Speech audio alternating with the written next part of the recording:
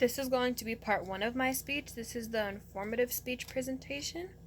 My name is Angelica Tibbetts. I'm going to talk to you guys about food deserts and how they affect Americans.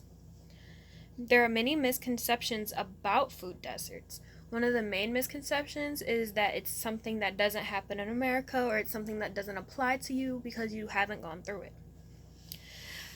I grew up in one of the food deserts in Michigan, which is Detroit, Michigan. What is a food desert? According to the USDA, it is having to travel 1 or more miles to a grocery store with affordable access to foods. The CDC says a food desert is residents not living near supermarkets that carry affordable, nutritious foods. The problem with these are that many of the people living in these food deserts don't have adequate transportation or rely on public transportation, which is not always reliable.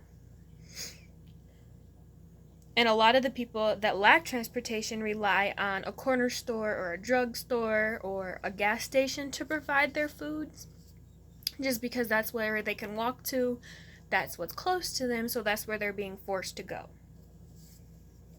The majority of these food deserts are located inside of urban areas or inner cities.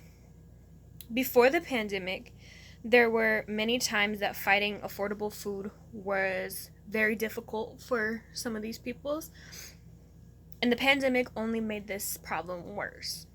This means that before, when you were to have to walk to the bus stop, some of the bus stops were no longer functioning. There was less bus stops, so you had to walk even longer to the bus stop, or maybe you couldn't even walk to it at this point. The pandemic basically made it work because they also increased the need for attainable food and resources. So I know many of us witnessed all of the food slowly disappearing and the toilet paper slowly disappearing off of the shelves. I had a front row seat. I was a grocery store worker the whole time. So like first it was the toilet paper, then it was the bread, then it was like flour, and then like everything else started just to go. So the people that were already struggling were forced to like either waste their money or forced to go hungry because they weren't able to afford the more expensive options that were left on the shelves. CNN said much more Americans are lining up at the food bank lines during the pandemic. So if you don't know, there's food banks in some areas that offer free food baskets, like basically leftovers from the stores, and donations from corporations.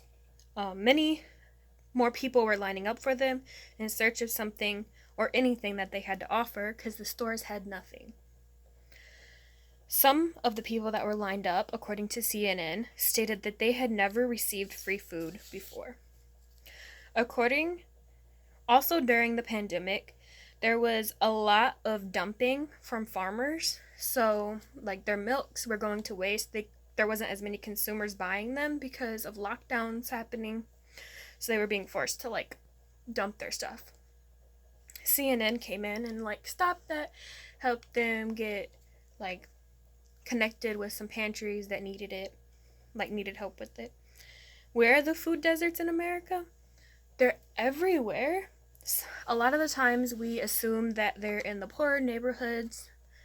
Most of the time they are, but this last one that I'm going to say, you guys, I'll get to that. The poorer ones include Detroit, New York, which is like Bronx and Harlem area, Memphis, and New Orleans. And the one that I didn't even think about before this was Washington, D.C. I think of Washington, D.C. as like our nation's capital. How could they struggle for anything? But they are one of actually the largest food deserts in America because there's not many supermarkets. They're not able to go and get food often. If you're interested in finding where the food deserts are around you, the USDA and the CDC created this interactive map, so just search it up and you can find it. As you can tell, there are food deserts everywhere. What is the problem? According to the USDA, there are 23.5 million people in low-income areas that are more than 1 mile away from a store. Many areas have access but it's not very healthy or it's very expensive. So I can go to the party store down the street and get some milk, but it'll probably be like $5 per gallon. Many of these food deserts have a high obesity rate and a lower life expectancy than their higher class white neighbors. Many people blame the parent or the person for the obesity, but what we should be blaming is not having access to healthy foods or grocery stores that provide healthy options at a lower cost. There are plenty of fast food restaurants, but not many stores. There is a McDonald's, a Burger King, all these corporations, those are the problem. But you won't see like a Myers or a Walmart. Corporations don't want to invest to solve the problem. They want to invest to gain their money. So where you see needs in a poor neighborhood, they're not going to invest their money in grocery stores. They're going to invest their money on what poor people are going to buy. So, according to Walker, when you are low income on a SNAP, which is a food card, you usually will go away from the healthier options because they are more expensive. You will opt for the least expensive, which will most likely be frozen dinners, snacks, all of those types of items instead of buying like fruits and veggies. According to Scratch, says it's not caused by the simple lack of food, but the lack of healthy food. So, food deserts are caused by the lack of healthy food most of the time. How is this problem being solved? There are many drive-up food banks, but that doesn't solve the problem. I've personally worked with some organizations in Detroit to help curb this issue, such as Peaches and Greens and many farmer markets. This only curbs the burdens that many families have to face. Still, junk food is a lot cheaper than fresh food. You are not going to solve the problem just by giving people healthy options. You have to help them understand that the healthy options is worth it, or cut the cost of the healthy options. So this bag of chips was $1 at Walmart. This bag of about 8 apples was $5 at Walmart.